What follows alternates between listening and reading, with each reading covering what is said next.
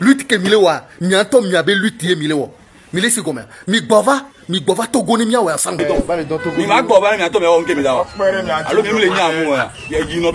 L'heure est actuellement grave sur la présumée marche dont on entend parler il y a de cela quelques jours, comme quoi elle aura lieu le 30 août. Alors, est-ce que cela pourrait réellement se passer avec toutes ces attaques? C'est la question que nous nous posons.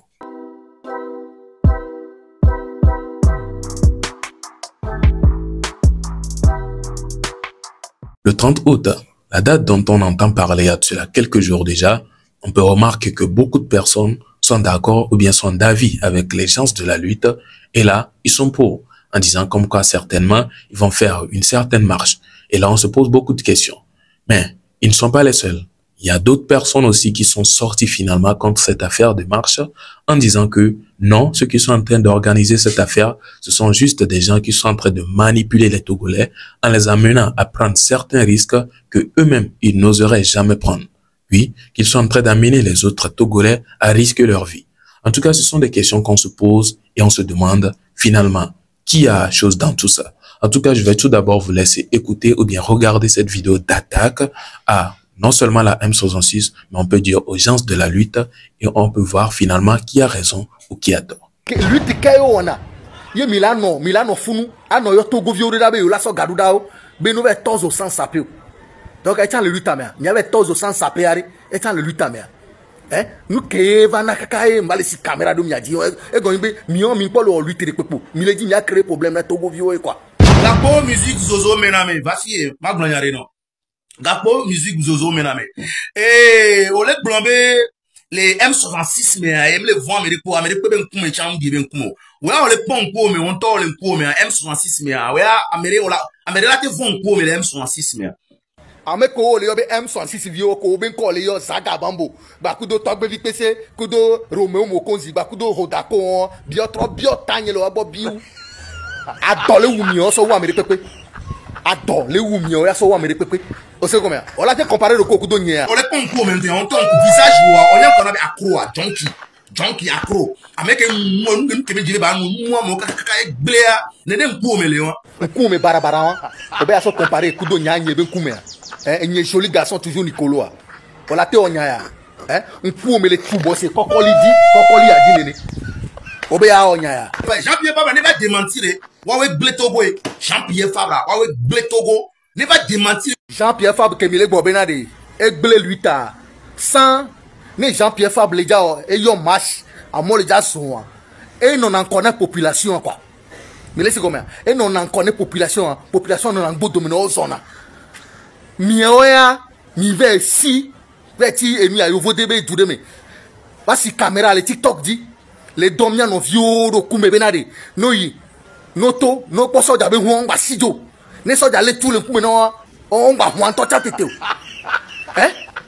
nous quand il dit be nya on est Togo vion nenema nous quand il dit nya on est Togo vion nenu même le dit nya to nya quoi lui te ni noa milewa lui te ni noa même le lui te pepento quoi lui te milewa nya to nya be lui te milewa mile c'est comment mi gbova Togo ni nya ensemble ne mi nya be milewa lui te vrai mi gbova Togo o c'est comment Kaflan, Togo vio ke mi le dombe no do mo me kutowari. Me Togo le kongo ho mi le donwa. Wo le wo de ku mi le dombe no to no macha. Ne om le Togo wa me ka o mi java don. Allo TikTok a dit mi java no pompo le kakaka ye o la va de mi la va de c'est mi la po di du le Togo wa. Même le nyamu quoi, même le nyamu.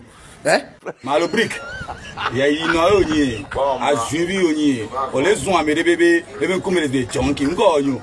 What junkie does junkie pro?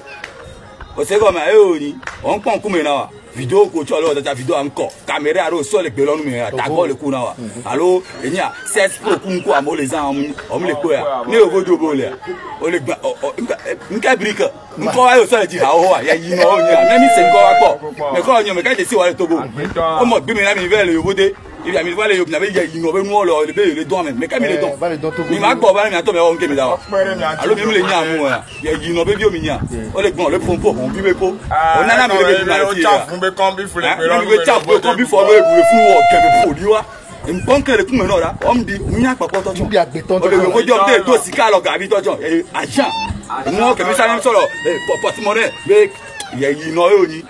T'as pas le coup, non, qu'elle va le coup. Voilà, on a dit qu'à cause de venir. À cause de les filles, elles doivent pour elles doivent nous. Il y a une oeil. On les doit les glober pour nous. On dans le même encore pour pas. Pour les quêtes. Ouais, il y a là. Non, à cause du sang, à peu plus bien quoi. Merci beaucoup. C'est à ciao baby. On a pas moi, on a c'est moi, on a pas. Les lois maintenant comme il y a pour bien. On va le et dans on ko so no so blata o mo gbe me na me get ko you know ato you know bon nous là no don wa no wa politique na mia na to mi nyere ko na politique amere be bi mi la don kwa shawo be bi yoda aba ko le bi ko wu are nka o te wona o de bi o wu mo be bi mi te on dia you know mi aba don me bon nous yoda la ile ko te mi awo ni ni ya you know baby nya mi la mi ni ato jam e po mi to do vale o mi on to gborin to nke mi le wo gborin to nko ba o le to go nke research ko de to go ya you know le gban le to public amo ato you know na mo ke mi le so be mi no vi to go la ba mi pepe to ma o mi na jina amo ne ku ya you know baby o bule funu na ma ko no ke a shawo baby o mo il est quoi grand frère ebe message o le fi ebe oju o yo le fi ro il est boyaro ba ma po na mi il est semia ebe oju yo le gbonye fi ejijiro wa ke o so nwa rora ma mbe awo e plan be nyi mita donc a ke egale vania ke mle po mi agbo na mi le biji mi dachi po echa me sai mo attaquer mo i ma te si camera va no attaquer mi le semia mi la po na grand frère via a mo ba to ni so de ya be njanega a me chala be janega donc ana me won ko le gbon be janega miya o konyi innocent mi na oh ame ale nega oni gba mi friend chama so do de miya o to ebele gagner ame ko lo video be ya nega me to ebele gagner mi se oju ya raking boy ame ale o ka katole envier a chikanguru nda po oju na mi voir okwa eleve m ko abe nda gbe business quoi parce que amoureux to yo me nyanu mi se ya raking boy famia nya baby you nam nya parce que les cas plein on yanga o susu nya ma so denti no ela mo mi ku ndo do me kwa ma so denti na o kwa se me de kwa nya be you nam nya be de ko la gbo be kale va ho afle portable sia ape no kaka be do jijo na nto be nya ju be ku me ro nto o la shade no me yo le pompo ta lo anon buku yo le bu le shade no me le pompo le nerve le pompo no agba do na vu quoi après vidéo nyodo mais mi trop c'est fait genre ton commentaire avec pas le jouer et du va d'avoir que l'outil a le jouer ben ça auto mais pas bon il y a pas de holor oui mais pas ben a me le jouer kuro mi avait sentiment et ben les dons amoureux dit et on a besoin et toi dans la fille de chambre amoureux va attaquer bo ben o dit on les filles quoi grand frère o pas qu'on va donner nyanye mo et na so nyanye ovo va pas enyon les filles nto ma de gbe vous le coup maintenant. Alors, vous avez tout regardé, on va se poser la question, finalement, est-ce que ceux-mêmes qu'on envoie ou bien on dit, à qui on dit de faire quelque chose, est-ce que eux-mêmes ils sont d'accord vraiment qu'ils vont le faire? Et pourtant les autres, eux, ils sont là-bas en train de les envoyer. Alors s'ils sont d'accord, qu'est-ce que nous allons dire? On va rester juste qu'à regarder, c'est peut-être ce que beaucoup vont se dire. Ah oui, vous avez écouté tous les propos de la personne, en tout cas, il n'était pas le seul à parler. Il était peut-être, je ne sais pas si ce sont ses potes ou bien certaines connaissances à lui. Quand même, on peut voir que dans la vidéo, ce n'est pas une seule personne qui a parlé. C'est 2 ou 3 personnes. Ils se sont prononcés, ils ont donné leur avis. On peut remarquer quand même qu'ils sont contre cette affaire de marche du 30 ou bien cette affaire de lutte là. En tout cas, on peut le remarquer à cela un bon moment déjà. C'est pas tout le monde qui est d'accord avec cette affaire là. Alors, par la suite, nous avons vu des attaques à Mensa Jack ou bien plutôt des avis sur cette affaire de Mensa Jack. Mensa Jack, on ne sait pas. Au début sur la toile, c'est quelqu'un qui est venu demander qu'on libère Amron et tout. Et il a pris un peu de buzz comme ça.